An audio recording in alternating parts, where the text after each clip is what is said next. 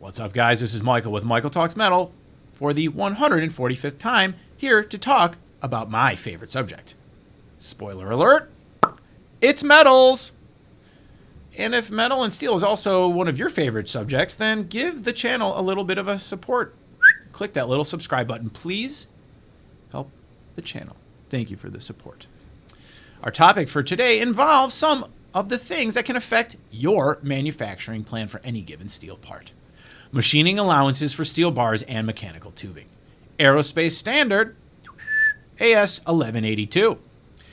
Most raw steel products are permitted to have limited surface imperfections from the manufacturing processes at the mill. The allowable depth of these imperfections is restricted to the depth of the machining allowance.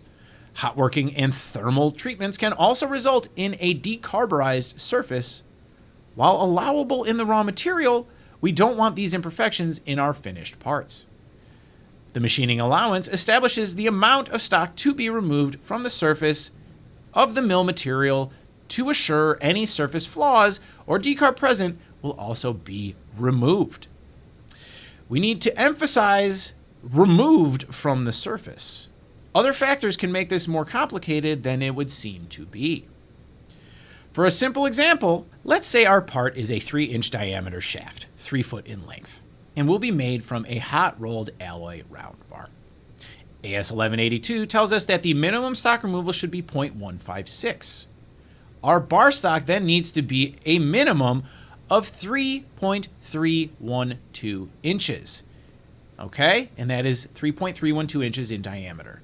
So as you can see from the math, right, we have a 3-inch diameter, plus we need the 156 on both the top and the bottom, right? So it's 3-inch plus 2 times 0.156. So that gives us our 3 5/16.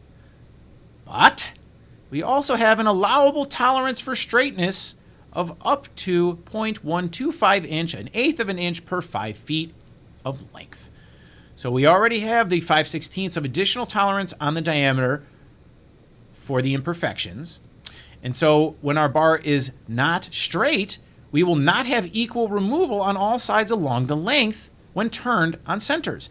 And so we have the 5/16 from the imperfection required stock, and we have another extra allowance that needs to be made for straightness to assure the minimum amount of stock removed all around is equal. And in this case, it is 0.150. So we have our 3-inch round bar, right? We have our 3.312 with the additional stock for the imperfections. Plus now we have the 0.150, right? So we have our 3-inch round, our extra tolerance for the diameter for imperfections, and our extra tolerance on the diameter for the straightness. So again, the minimum size for this 3-inch to guarantee cleanup is 3.462. So that will guarantee a flaw-free surface. The longer the part is, the more thought should go into the tolerances for shape and straightness and their potential effect on uniform stock removal.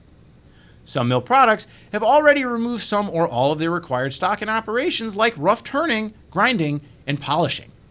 Cold drawn products without stock removal have improved size tolerances, but any imperfections remain.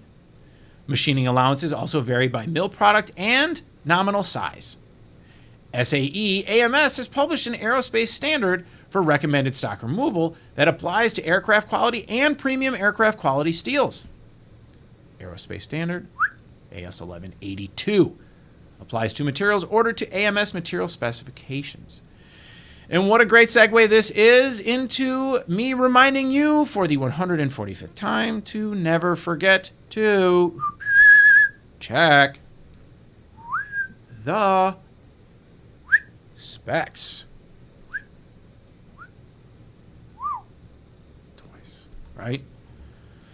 So this is Michael with Michael Talks Metal. Michelin Metals is a full-service value-added distributor of all things metal and steel. Check the website for more info. Still here? Haven't subscribed? Please consider doing so now. Please help support the channel. Missed last week's video? There it is. Thanks for watching. This is Michael with Michael Talks Metal. I will see you next Thursday, 10 a.m. YouTube. I'm out.